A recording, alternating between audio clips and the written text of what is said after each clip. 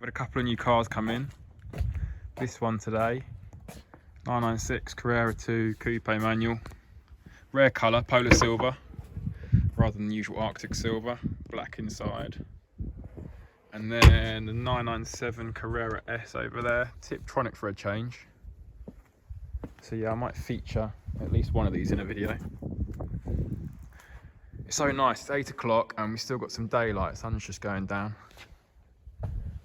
But anyway, I'll get these inside now, with the floor laid in the showroom finally this week. So yeah, let me get this off the trailer. The last 2 days have pretty much just been getting these two cars ready for sale. So I thought I'd do a quick walk around and show you what they've come up like. This coronavirus lockdown we've got at the moment means there isn't much else to film, but at least it means they're getting prepped to kind of OCD levels. The bad side is it's stopping play with prep work because places are shut and I can't get hold of parts for them. This car, for instance, it needs a key because the central locking isn't working and the fobs are only Porsche only parts, so I can't get hold of that. I also bought it with an engine light on, and I've had it put on diagnostics at Porsche Care, and it's come back as a camshaft sensor. There's no symptoms, but the engine light just comes on, and I can't get hold of the camshaft sensor because again that has to come from Porsche. And I also need another oil pressure sender, like in the last video with the Midnight Blue car. Again, Porsche only, so I can't get hold of that. So the car's just going to have to go up for sale and have the prep work done later, mechanically speaking. I also need a mirror for it. The mirror is all discoloured, but I can probably get one of those from my Porsche breakers, who are called Douglas Valley, if anyone else needs any used bits. This car, luckily, we've done the mechanical work. It had some suspension arms and a service, but I can't get the wheels done, which really need doing, and it's annoying me because my alloy wheel place is shut. I also need some trivial stuff like a pair of number plates. They just look awful with that border and that Union Jack on there. But my number plate place aren't answering emails, so I'm guessing they're shut as well. Anyway, I'll just show you the cars. Really good paintwork on both of them. Really straight. Luckily my magician of a dent removal man won't need to come out. I don't even think he's trading either.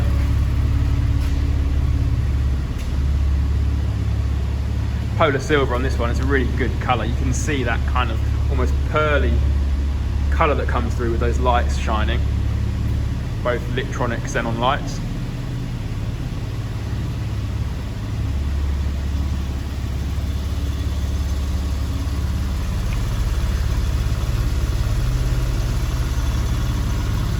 So yeah, there we go, there's a quick walk around. I don't know what else I can really film. This is the new showroom. Not moved the cars in yet because my electrician, my old school friend, he's not come and finished the job. Mr. Watson, if you're watching. We've got a R8 here that we bought for our private collection, not up for sale. Needs to go to the body shop. The floor needs painting as well. Probably do that myself because I've got a lot of time on my hands with this lockdown. So yeah, cheers. What I'm doing now, I'm just making my way over to the showroom. It's not a very far commute. My house is just there. The showroom's just there. But I'm going to jump in that 997, as we haven't had one on a video yet, and stick the camera in the car.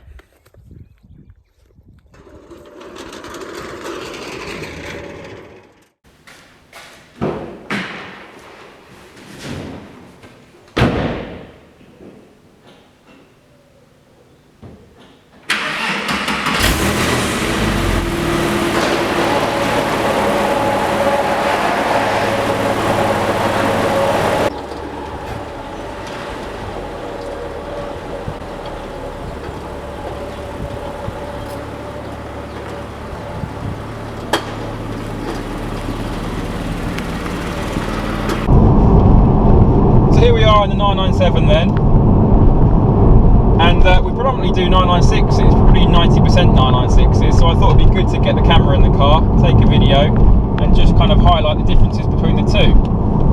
The main difference probably being actually the interior. The interior in this it's been updated, obviously. It does look a lot better. It's much more contemporary. It's more refined. It is quieter in this cabin. You probably won't get as much road noise on the video as you would in one of the videos with the 996s. Porsche have still kept all the same dials, and the switches are all in the same place and work the same, and like the dial fonts all the same. They like to keep to their traditions.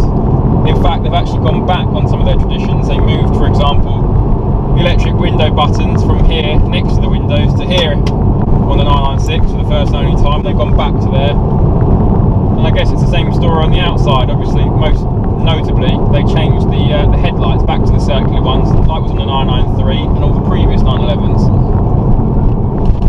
Other than that, from afar, particularly if you're not a car person, you might not notice the difference between a 996 and a 997. They don't change them an awful lot. If it's not broken, don't fix it.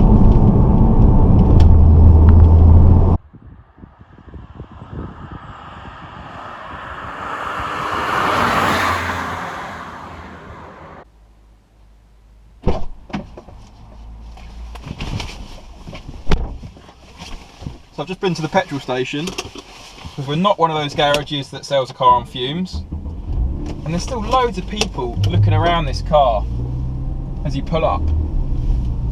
It still looks really, really good for its age. And if you weren't a car person and didn't follow values, you'd think it was 30, 40 grand. So it's a bargain at 18,997.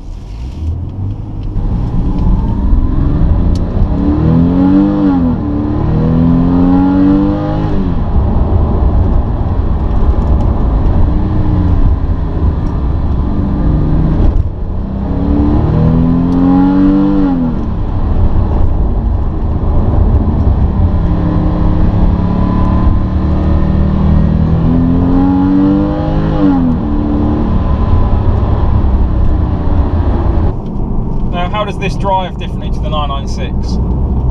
It does, again, it feels more modern. You've got a bit more assistance from the brake servo, so you don't have to push on it as hard as you do on the 996, although the braking power in them both is probably pretty similar actually. The brakes are good in a 996. But the main difference is the 996 was the last car that had the hydraulic steering, and that's why they're becoming kind of sought after, mostly I believe. You do get a lot of feel through the steering with hydraulic steering, whereas this was the first model to have the electric steering. So yeah, you do lose a bit of the feel. You can't feel quite so much what's going on beneath you on the road, but they do handle really, really well. They go into bends very well. They're very well poised. They've got a huge amount of grip and traction. So yeah, they're still really, really good driving car. Quickly show you bigger boot in the 997. All my shopping in there, no problem. So what I'll do now, I'll go back to the showroom and I'll get the carry bags of shopping and put them in the front of a 996, and we can compare which has the biggest boot. No, I'm kidding, I'm not really going to do that. I'm trying not to make these videos too boring. Sorry for the interruption. I was just showing you that I was doing my essential travel to get my shopping. I wasn't just driving around for the sake of it during lockdown. But anyway, back to the car. This particular car, it's had lots of suspension work done. So it's done 76,000 miles, and basically the whole front of the suspension's been done, so it's absolutely tight as a drum. It's got the sports electronic adjustable suspension, as all the S models have. So yeah, it handles brilliantly. And what I did forget to mention is, obviously this being a 3.8 litre, it does have a lot more power